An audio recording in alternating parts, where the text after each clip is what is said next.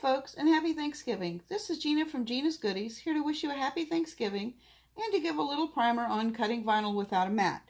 So let's get started. The first thing we need to do is go to our page setup and make sure that our width and height are set for the appropriate item that we're going to cut. Next, we go down to cutting mat and make sure it is set to none. From there, we move over to the machine. Give me 1 second here. All right. First thing is, let's check out our blade. We want to make sure that the blade is set in all the way down so that this little flange here completely touches the housing. So you want to press down and then snap the lock closed. There should be no spaces between the neck of the blade and the housing that the blade sits in. The next part, we move over to the right side of the machine where you see we have this white roller. The white roller is currently set to use a mat. We need to change that, and you change that by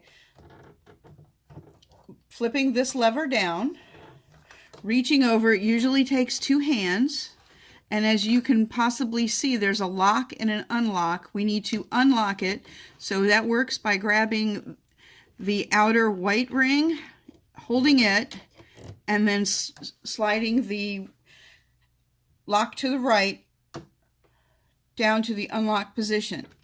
Correction.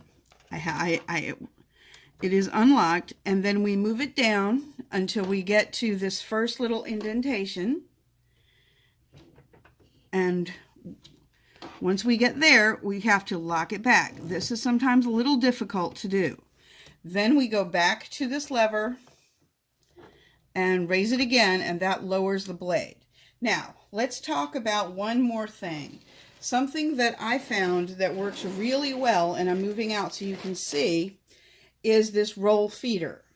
This is probably one of the best inventions ever made for using roll vinyl.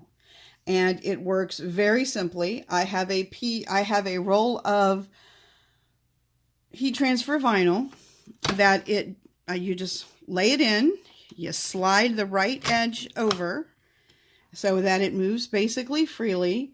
You feed it under this housing here, and it automatically lines up. I'm going to slide you a little bit closer. It automatically lines up your vinyl right up against that lovely little blue line that we all know and love. And then from there, we click the load button and it feeds it in. Then we go back to our Cameo, back to our software and go to the send screen. If you're using heat transfer vinyl, you need to make sure that your image is mirrored. In this case, I'm just using straight matte vinyl in my example, but you want to make sure your material is set correctly. In this case, it would be matte vinyl or heat transfer vinyl, which in this case, I'm using heat transfer smooth. I'm going to cut it. If you have an auto blade, you can use the auto blade. You like the auto blade, so I use ratchet, and it automatically tells me that my blade should be set for 2, which my blade already is. And then I always recommend you do a test cut. And when you do a test cut, it shows your level of, are you cutting through the backing? Are you cutting through the mat? Is everything set the way it should be? And I recommend that every time you start a project. Not just every time you change your material, but every time you start a project. So you click on the little test button here. It will cut a triangle inside a square, and you weed that, and that will tell you how easy it weeds.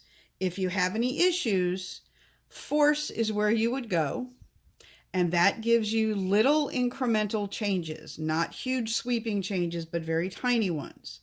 When you move the blade, you're making very large jumps, and it's not necessarily the right way to go, as in if it's not cutting all the way through, you don't necessarily need to jump to 3. You may end up needing to jump to 1, but I would suggest you start at 2 and play with the force and see where you end up.